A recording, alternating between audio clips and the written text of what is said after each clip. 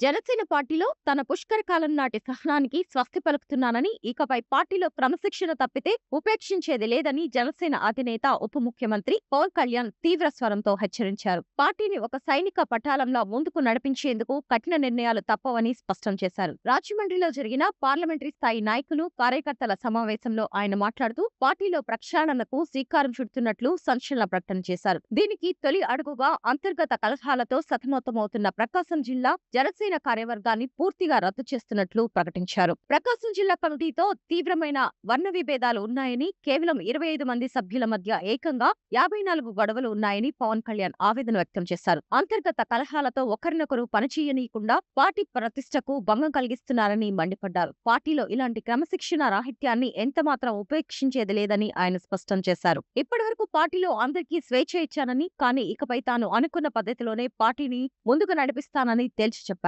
ఒకే మార్గంలో నడవండి, లేదంటే పక్కకు తప్పుకోండి అంటూ గట్టిగా హెచ్చరించారు. ఈ నిర్ణయం ద్వారా పార్టీలో ఏ స్థాయి నేతలైనా క్రమశిక్షణ తప్పితే కఠిన చర్యలు తప్పవనే బలమైన సందేశాన్ని పవన్ పంపించారు. త్వరలోనే ప్రకాశం జిల్లాకు కొత్త కార్యవర్గాన్ని నియమించనున్నట్లు సమాచారం.